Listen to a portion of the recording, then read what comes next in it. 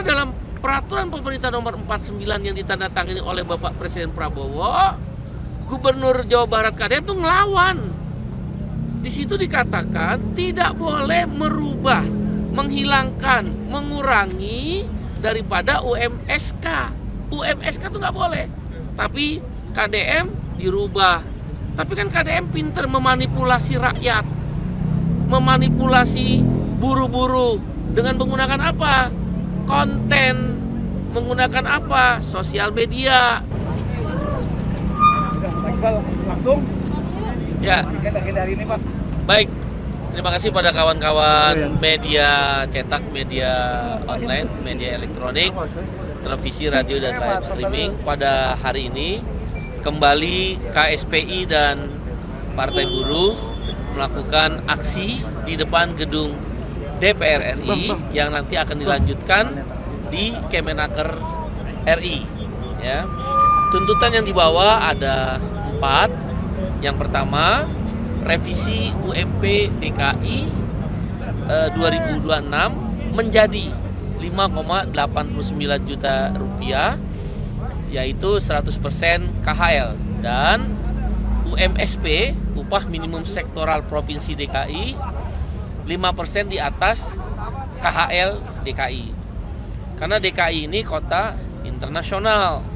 DKI ini pendapatan per kapitanya menurut Bank Dunia itu adalah di atas Moskow di Rusia, Beijing di Cina, Kuala Lumpur di Malaysia, dan di atas Hanoi di Vietnam, Bangkok di Thailand. Pendapatan per kapitanya 21.000 US dollar per tahun atau 343 juta rupiah per tahun. Kalau kita bagi 12 adalah 28 juta rupiah per bulan. Jadi Jakarta itu kota yang mahal. Gubernur Pramono Anung harus paham itu, bahwa orang yang bekerja di Jakarta dengan pendapatan 5,73 juta itu nombok. Kalau mengacu kepada KHL saja nomboknya 160.000. Kita semua, kamu semua, siapapun yang kerja di Jakarta hidup untuk nombok. Bahkan kan memalukan. Harusnya gubernur kan lihat dong. Lihat upah di sekitar Bekasi dan Kerawang. Masa lebih besar dari DKI? Kan berulang-ulang kita ingatkan. Gunakan diskresi. Diskresinya tidak ikut PP nomor 49. Berapa upah yang kita harapkan? Ya tadi 5,89 juta. Bahkan survei biaya hidup BPS 15 juta. Coba aja teman-teman media kan tanya ke masyarakat Jakarta tuh, yang di SCBD, yang di Tamrin, yang Sudirman, di Gatot Subroto, berapa? Ada yang 10 juta, ada yang 15 juta bilangnya. Harusnya gunakan diskresi. Oke, alasannya masih ada pabrik yang tidak mampu di Jakarta seperti daerah Cilincing. Kalau gitu subsidi upah. Kalau kamu sebagai gubernur tidak mau pabrik tutup dan juga buruh, karyawan, pekerja, orang-orang yang kerja di gedung-gedung bertingkat ini juga nggak susah, subsidi upah dong. Berapa? 200.000. Selama berapa? 1 tahun. Di Brasilia, Sao Paulo di Brazil, itu juga dilakukan kok oleh wali kotanya. Di Sydney, itu juga wali kota Sydney melakukan subsidi upah. Jangan melindungi kaum pemodal saja. Orang suruh kerja di Jakarta, hidup pas-pasan, nggak adil. Oleh karena itu, melalui kesempatan ini, sekali lagi kita datang ke DPR, panggil itu Gubernur DKI Jakarta. Yakinkan, gunakan diskresi. Boleh, gunakan diskresi atau subsidi upah 200.000. Yang kedua, kita meminta Gubernur Jawa Barat, yaitu Kang Deddy Mulyadi yang biasa disebut KDM, kembalikan SK UMSK, upah minimum sektoral kabupaten kota 2026 di 19 kabupaten kota di Jawa Barat. Karena dalam peraturan pemerintah nomor 49 yang ditandatangani oleh Bapak Presiden Prabowo, Gubernur Jawa Barat KDM itu ngelawan.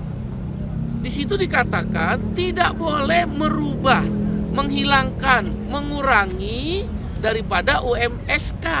UMSK itu nggak boleh, tapi KDM dirubah. Tapi kan KDM pinter memanipulasi rakyat, memanipulasi buru-buru dengan menggunakan apa? Konten, menggunakan apa? Sosial media. Dia gunakan sosial media berbahaya sekali untuk kebijakan-kebijakan. Coba lihat jalan di Sumedang. Jalan di Sumedang rusak, tapi melalui kontennya diklaim jalan di Provinsi Jawa Barat semua baik. BPJS Ketenagakerjaan itu nggak dibayar kok utangnya, tapi menggunakan konten seolah-olah tidak ada masalah. Nah, di dalam kasus upah UMSK ini kami meminta pada Gubernur Jawa Barat hentikan dengan konten-konten sosial media, itu berbahaya. Jangan kebijakan dijawab dengan konten. Sekelas komika aja dijawab sama KDM itu, memalukan. Masa komika dijawab dengan konten? Oleh karena itu kita minta kebijakan upah minimum UMSK di 19 kabupaten kota kembalikan ke SK yang sudah direkomendasikan oleh 19 bupati wali kota dari kabupaten kotanya masing-masing. Yang ketiga, kita minta RUU Pilkada itu kepada DPR RI jangan melalui RUU Pilkada yang akan dirubah, Pilkada itu jangan melalui pemilihan DPRD. Atau dengan kata lain, Serikat Buruh, KSPI, Partai Buruh menolak Pilkada dipilih melalui DPRD. Ada yang bertanya, apa alasannya? Sederhana, contoh kasus Gubernur Jakarta dan Gubernur KDM ini menjelaskan. Wong gubernur dipilih oleh rakyat langsung aja tidak mau mendengarkan suara rakyat. Apalagi nanti dipilih oleh DPRD. Bisa dipastikan kembali ke zaman Orde Baru. Para bupati wali kota dan wakilnya, para gubernur dan wakilnya hanya tunduk dan takut kepada DPRD. Terus suara rakyat di mana? Darah mahasiswa dan buruh di gedung ini nih, di depan gedung ini nih. Orang saya ingat banget, kita ikut juga kok masuk ke dalam. Ya, kita rebut reformasi itu tahun 98. Salah satunya adalah mengembalikan demokrasi luber, langsung, umum, bebas dan rahasia yang kemudian sudah tertuang di dalam Undang-Undang Dasar 1945 yang perubahan. Jadi kami Partai Buruh dan Serikat Buruh menolak keras pilkada dipilih melalui DPRD. Tidak ada jaminan melalui DPRD pilkadanya lebih murah. Kalau nanti satu kursi DPRD di provinsi kah atau DPRD di kabupaten kota satu kursi, maharnya mahal, jangan-jangan lebih mahal dari yang sekarang dilakukan dengan secara langsung. Kan kita tahu, kalau kata Panji itu komika tadi, menurut keyakinan buruh, setiap anggota DPRD bisa dibeli menurut keyakinan buruh. Berapa harganya? Main tinggi-tinggian. Si bandar-bandar toke-toke politik itu lebih mudah membayar anggota DPRD dengan jumlah tertentu dibandingin katakanlah ada dugaan membeli suara rakyat. Toke-tokenya lebih mudah, bandar-bandarnya ini membeli anggota DPRD. Sudahlah, rakyat sekarang sudah lebih pintar. Rakyat nggak mau kembali ke zaman Orde Baru. Partai Buruh, Serikat Buruh, KSPI bersama rakyat menolak pilkada melalui DPRD. Yang terakhir, yang keempat, sahkan rancangan undang-undang ketenagakerjaan. Perintah Mahkamah Konstitusi nomor 168 tahun 2024 yang dimenangkan gugatannya oleh Partai Buruh, KSPSI Andi Gani dan KSPI serta FSPMI menyatakan paling lambat 2 tahun setelah ditetapkan Oktober 2024 RUU Ketenagakerjaan itu harus disahkan. undang-undang yang baru, bukan revisi, bukan juga perbaikan, tapi undang-undang yang baru. Nah kalau dia undang-undang yang baru kan harus ada naskah akademik. Hari ini DPR nggak pernah bahas naskah akademiknya. DPR sibuk mematut-matutkan dirinya lagi, nggak mau belajar dari kejadian Agustus 28 Agustus 2025 yang lalu. Kebencian kepada DPR udah di atas ubun-ubun dari rakyat. Harusnya belajar DPR dari situ. Rancangan undang-undang yang untuk rakyat lama disahkan. Rancangan undang-undang yang untuk kepentingan pemilik modal dan kelompoknya cepat sekali disahkan.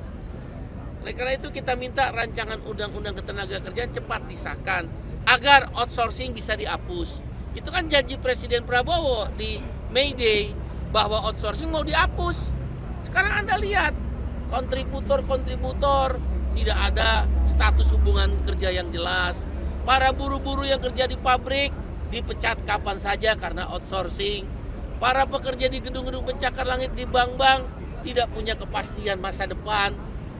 Terus di mana janji Presiden Bapak Prabowo Subianto mau menghapus outsourcing?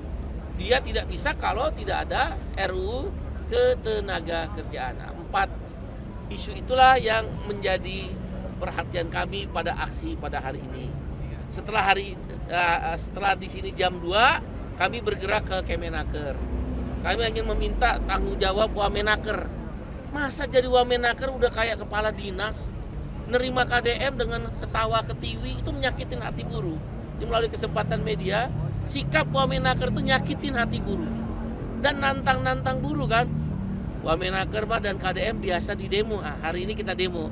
Nanti kita demo lagi. Nanti kita demo sampai kapan? Sampai dia dicopot. Jangan begitu pejabat publik. Lagaknya aja mau menyelesaikan masalah. Tapi faktanya nggak bisa menyelesaikan masalah, malah melindungi KDM, kalah wibawa. Terus buat apa ada Wamenaker? Buat apa ada Menaker? Itu yang ingin kita aksi di Kemenaker tersebut. Dan nanti tanggal 19 Januari hari Senin kami akan melakukan deklarasi perjuangan Hostum, hapus outsourcing, tolak upah murah, dan sahkan RUU Ketenagakerjaan. Itu ada di Sport Mall Kelapa Gading jam 10 pagi. Ada sekitar 15.000 sampai 20.000 buruh akan melakukan deklarasi di Sport Mall Kelapa Gading 19 Januari. Aksi ini akan terus berlanjut sampai kapan? Ya sampai KDM ikutin PP nomor 49, sampai Gubernur DKI mempertimbangkan diskresinya untuk warga Jakarta, dan sampai DPR juga peduli pada rakyat, pada buruh, dan jangan pilkada dipaksakan melalui DPRD. Kita akan besar-besaran kalau sampai pilkada dipaksa melalui DPRD. Demikian, terima kasih. Bang, siang ini mau ada ketemu sama pimpinan untuk nyampain 4 tuntutan tadi? Hari ini kita berharap bisa ditemui oleh pimpinan DPR. Tapi sampai dengan pagi ini belum ada kabar apakah pimpinan DPR bisa menerima atau tidak. Tapi bagi kami yang paling penting, aspirasi harus disampaikan. Kalaupun tidak bertemu, ya pada kesempatan berikutnya kita akan bergerak kembali. Demikian. Oke ya, kawan-kawan. Oke, makasih, Pak. Terima kasih. Subscribe, share, like, and comment. Subscribe, share, like, and comment. Subscribe, share, like, and comment. Subscribe, share, like, and comment. Subscribe, share, like, and comment.